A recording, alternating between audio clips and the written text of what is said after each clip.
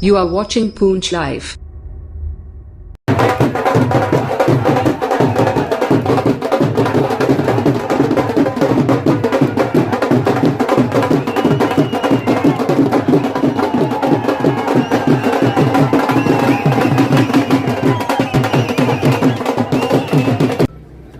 मैं एक सवाल पुरुष ने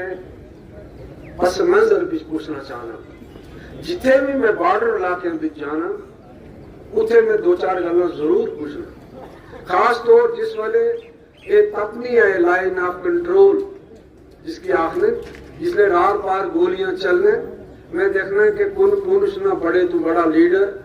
पुरुष ना बड़े तो बड़ा आदमी करना ना बड़े तो बड़ा आदमी उड़ी ना कोई बड़े थी बड़ा आदमी नौशहरा ना कोई ना बड़े थी बड़ा आदमी ना सड़क मांगना है ना बिजली मांगना है ना नौकरी मांगना है पहला मुतालबा उसने होना कि भी बंकर बनाई दियो और ये आले पुरुष आज गौर करो कि तुसा की इस बंकर की पोजीशन पर इस बसने शहर की बॉर्डर किस बनाया जिस रोज तुसा की ये चीज समझ आवसी तुसा ना मिजाज बदल जासी और वल्लाहु अज़ीम इस सारी मुसीबत की जड़ एक ही जमात है एक ही जमात है एक ही जमात है बल्कि दो जमातें हैं पहली जमात नेशनल कॉन्फ्रेंस ये नेशनल कॉन्फ्रेंस है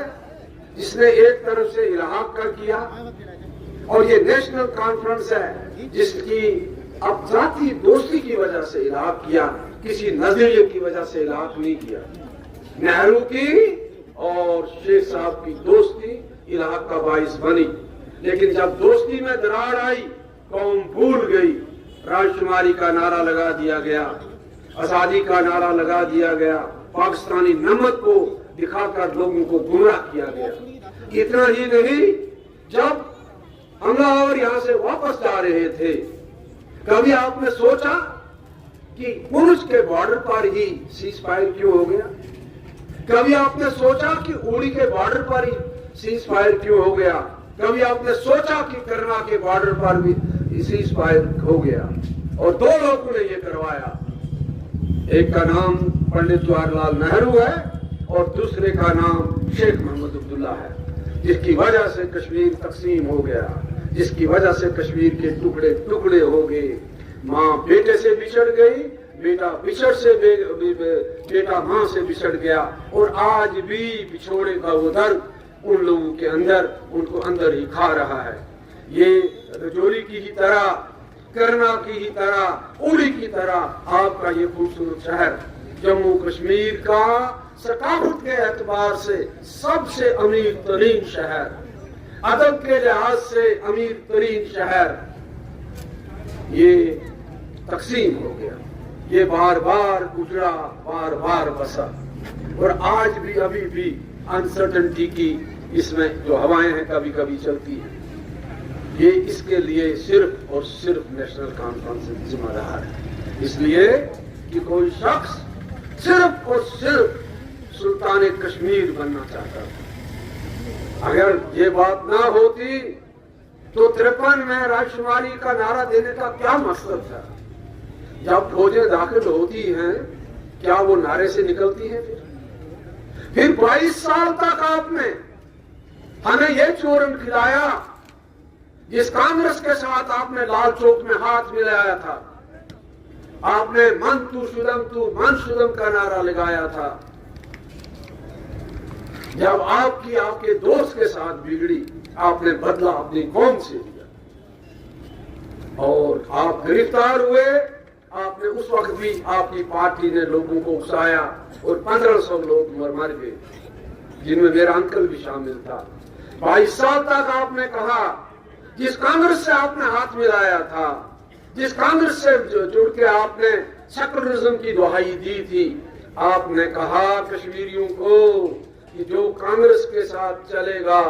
वो मुसलमान ही नहीं आपने कहा जो इनको वोट डालेगा उनका सोशल बाइकाट करो आपने कहा जो इनके साथ वोट चलेगा उनके साथ रिश्ते मत करो आपने कहा ये गंदी नाली के कीड़े हैं लेकिन 75 में एक बार फिर जब आपको नौकरी मिली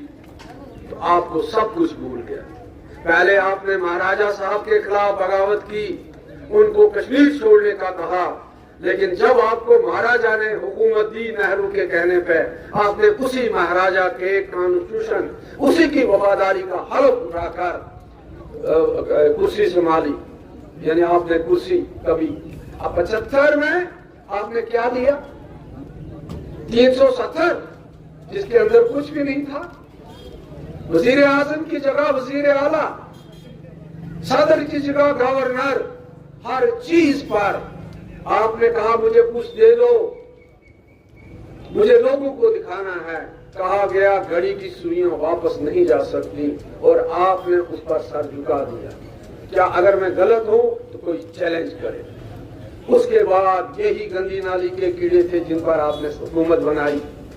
और फिर 87 में एक बार फिर आपने इनके साथ हाथ मिलाया और रिगिंग की, रिगिंग, इतनी रिगिंग की कि नौजवान पागल हो गया। उसने बंदूक हाथ में उठा ली, बंदूक देने वाला तैयार था, इशारा देने वाला तैयार था, और कश्मीर, जम्मू कश्मीर और ये खिता पीर पंजाब जो था लहू लहान हो गया, एक नेशनल कॉन्फ्रेंस और कांग्रेस की वजह से। अब आप मुझसे पूछेंगे कांग्रेस ने 87 में, आजकल एक पार्टी की सदर मोहतरमा, उनका हमेशा एक डायलॉग बड़ा मशहूर रहता है कि 87 में जी रिगिंग हुई, जिससे कश्मीर में मिलिटेंसी आई और कश्मीर तबाह हो गया। आप में से कोई, मैं कहता हूं हो क्या गया हमें, हम में से कोई सवाल नहीं पूछता कि अगर रिगिंग हुई उसमें आप और आपकी फैमिली शामिल थी या नहीं। आप किसको ताना दे रही है? क्योंकि रिगिंग में कांग्रेस और एनसी बराबर के शरीक थे। दोनों पार्टियों की हुकूमत थी राजू फारूक अकॉर्ड के तहत, और कांग्रेस की रहनुमाई मरहूम मुफ्ती मोहम्मद सईद साहब कर रहे थे। आज आप कह रही हैं बच्चे मर रहे हैं, आज आप कह रही हैं बच्चे जेल में हैं। मैडम, क्या ये आज भी आलमांगन कश्मीरी है जिसको नेशनल कॉन्फ्रेंस ने सिखाया? काश मेरे बुजुर्ग उस वक्त खड़े हुए होते, काश मेरा इंटेलेक्चुअल उस वक्त खड़ा हुआ होता। ये जमहूरियत का कत्ल है, ये जमहूरियत की तौहीन है, ये आपके वोट की तौहीन है। अगर आपसे ये नारा दिलवाया जाए कि ये बाबस कोश बेस्ती कर लो लो, अल कर मांगन कर बब कर लो लो, यानी जो बाबा कौम की मर्जी है करे, चाहे तो हम इंसानों को आलू बना के खा जाए, चाहे तो हमारी सब्जी बनाकर टमाटर बना दे। ये एक इंतहाई इंसानियत की तौहीन है। हमारे यहाँ इस्लाम में या किसी भी धर्म में मैं नहीं समझता हूँ ये कोई तस्वुर है कि जो इंसान है इंसान है, जो इंसान है उसको अल्लाह ने अकल भी दी है। क्या कुरान नहीं कहता अफला ताशिरून तशरून अफला ताकिलून अफला तदब्बरून? ये गौर करो, आंखें खोलो। तो जब हम लोगों को भेड़ बकरी कहेंगे फिर वो वोट क्या डालेंगे? ये वोट की तौहीन है। इसी तौहीन का नतीजा था, टाइम बहुत हो रहा है मुझे पता है, जब पहला इलेक्शन यहाँ हुआ, वो शख्स जो आजादी का नारा लेकर उठा था, जिसने आजादी के नाम पर लोगों को गुमराह किया, और उसने पहले इलेक्शन में, उस वक्त दिल्ली की कोई मुदाखलत नहीं थी, 72 सीटों का इलेक्शन हुआ, 72 की 72 बिला मुकाबला कामयाब की गई। किसी को फॉर्म नहीं भरने दिया गया। जम्मू से प्रजा परिषद ने 5 सीटों पर फॉर्म भरा, उनको भी अगवा किया गया। उसके बाद वो दिन और ये दिन, रिगिंग कभी खत्म नहीं हुई।